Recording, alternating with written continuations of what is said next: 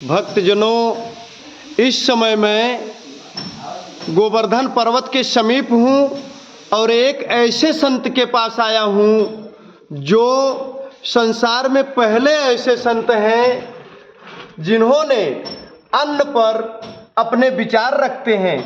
उनका कहना है, जैसे अन्न ग्रहण करोगे वैसे ही आपकी बुद्धि होगी। मैं इस समय महाराज जी के आश्रम में आया हूँ और यहाँ सभी देवताओं का दर्शन एक साथ हो जाता है। भगवान भोलेनाथ का, हनुमान जी का, माँ सरस्वती का, सबका दर्शन यहाँ महाराज जी के आश्रम में आते ही मिलने लगता है। सभी देवता प्राकट्य रूप में महाराज जी के पास विराजमान रहा करते हैं। सज्जनों, यह एक ऐसे संत हैं जिनकी विराटता संसार में एक अलग है।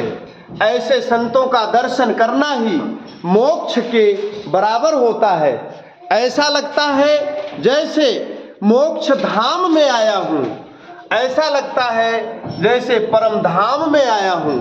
यहाँ सभी देवताओं का दर्शन एक साथ हो रहा है। कभी भगवान कृष्ण का दर्शन, तो कभी माँ जगत जननी का दर्शन, तो कभी यज्ञशाला का दर्शन, तो कभी यहाँ पर सभी भक्तजनों का दर्शन।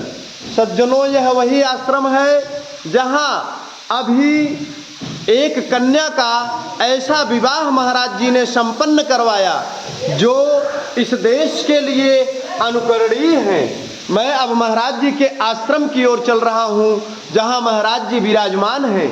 अब मैं महाराज जी से अन्न के बारे में आप सभी लोगों से बात करूँगा और अपने चैनल पर, रमेश पांडे दिव्य चैनल पर आप अवश्य देखें कि अन्न खाने से क्या होता है। जैसा आपने अन्न ग्रहण किया है वैसे ही आपकी बुद्धि हो जाती है।